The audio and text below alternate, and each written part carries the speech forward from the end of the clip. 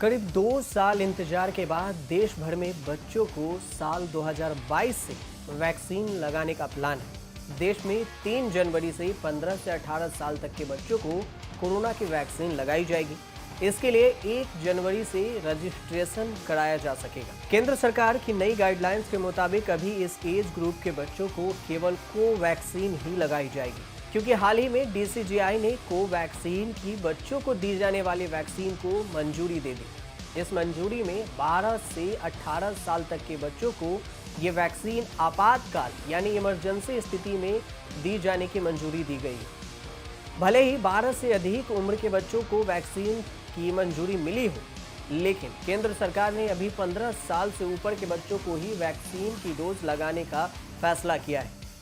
तो सबसे बड़ा सवाल यह है कि आप अगर बच्चों को वैक्सीन लगाने की सोच रहे हैं या फिर आप चाहते हैं कि रजिस्ट्रेशन करें, तो आप कैसे करेंगे, कहां करेंगे और कौन सी आईडी बच्चों के लिए मान्य होगी। तो आज इसी बात पर आपको इस वीडियो में पूरी जानकारी देंगे। तो चलिए सबसे पहले जानते हैं कि बच्चों के लिए रजिस्ट्रेशन कैसे करें।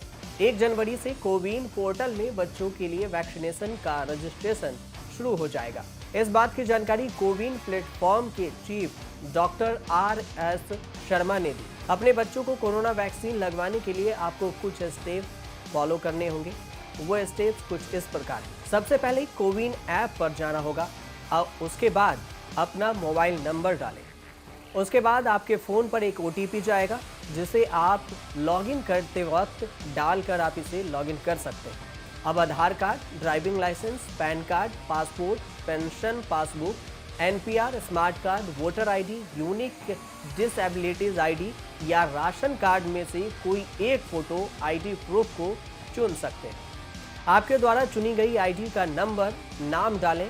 इसके बाद जेंडर और डेट ऑफ बर्थ को चुनें।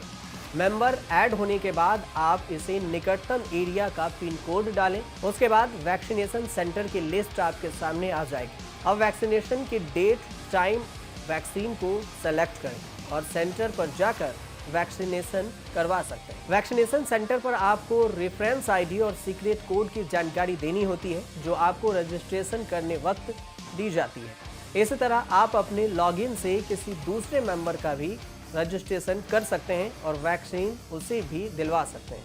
आप इसके लिए बच्चों को भी वैक्सीन रजिस्ट्रेशन के प्रोसेस में डाल सकते हैं। ऐप पर रजिस्ट्रेशन के वक्त अपने आप अगर आपने गलत उम्र डाल दिया है, मतलब अगर आप 15 साल से कम उम्र डाल दिए हैं, तो ये रजिस्ट्रेशन अमान्य हो।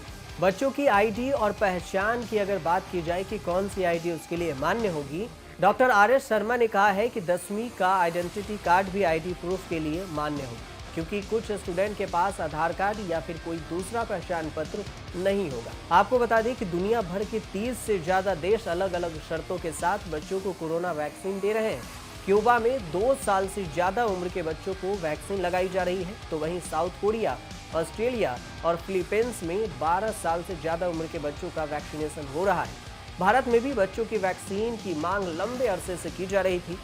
ऑफिशियली आंकड़ों के मुताबिक देश में करीब 10 करोड़ बच्चे 15 से 18 साल की उम्र के बीच के हैं।